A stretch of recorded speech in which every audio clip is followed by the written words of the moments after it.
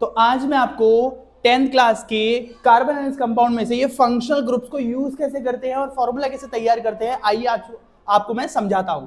तो यहां पर मैंने ये फंक्शनल ग्रुप ले लिए हैं 1 2 3 4 और ये हेलो एल्केन्स भी ले लिए, हेलोजेंस भी ले लिए हैं, जिसमें हमारा पहला अल्कोहल है जिसको आइडेंटिफाई करेंगे OL से और फॉर्मूला होता है इसका लास्ट में जो लगता है OH। ठीक है, इसके बाद एल्डिहाइड होता है, लास्ट में वर्ड की होगा AL और ये होगा double bond with oxygen and hydrogen.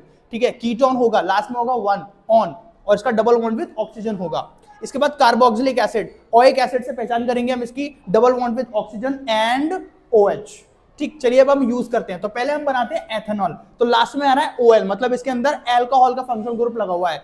ईथ मतलब 2 कार्बन हो गए, 1 2। ठीक है, इसके बाद में ये मैंने लगा दिया है, देख पा रहे हैं आप, अल्कोहल का। इसके बाद में ये हाइड्रोजन और ये हाइड्रोजन, ये डबल बॉन्ड बना चुका है, एक सिंगल बनाएगा, एक इसके साथ बनाएगा, बस हो गया काम हमारा खत्म। 1 2 3 4 5 6, तो H का 6 हो गया, 2 कार्बन है, C2 हो गया, ऑक्सीजन बचा है, यहां लिख दिया, ये हो गया हमारा फॉर्मूला एथेनॉल का तैयार। आगे देखते हैं, प्रोपेनॉल, 3 कार्बन हो गए, 1 2 3।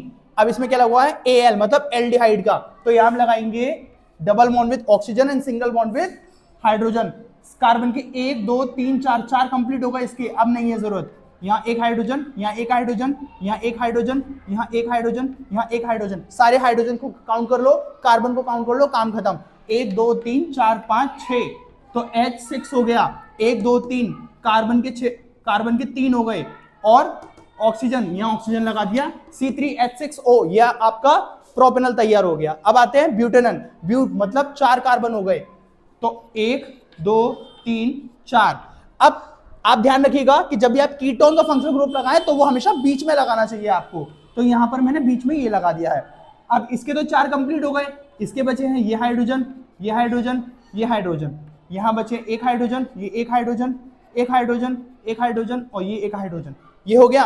अब काउंट कर लो, 1 2 3 4, तो C4 हो गया, 1 2 3 4 5 6 7 8, तो H8 हो गया और आगे लग गया ऑक्सीजन, ये आपका तैयार हो गया ब्यूटेनॉल।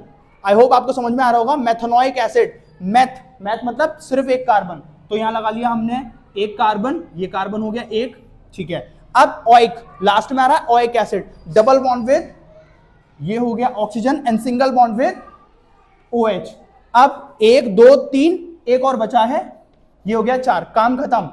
ये हो गया आपका C 1 2, तो ये हो गया H2 और ये हो गया 2 ऑक्सीजन, तो O2, ये हो गया आपका मेथनोइक एसिड का फॉर्मूला। इसके बाद लास्ट आपका बचता है ब्रोमोपेंटेन। अब पेंटेन में आते हैं 5, तो 1 2 3 4 5, 1 2 3 4 5, इसमें आप यहां लगा सकते हैं या नीचे लगा दीजिए, ऊपर लगा दीजिए, कोई बात नहीं, यहां लगा दीजिए BR ब्रोमो, तो इसको हम लिखेंगे ब्रोमोपेंटेन, ऐसे करके लगा दिया ना आपने, तो इसमें लिखेंगे आप C।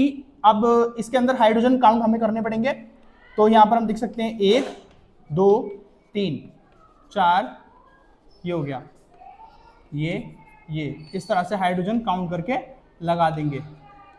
कार्बन 4 बॉन्ड बनाता है, ये आपको ध्यान रखना है। तो 1 2 3 4 5, तो यहां लिखेंगे C5, 1 2 3 4 5, 5 और 5 10 और 1 11, तो H11 हो गया और यहां BR आप यहां लगा दीजिए।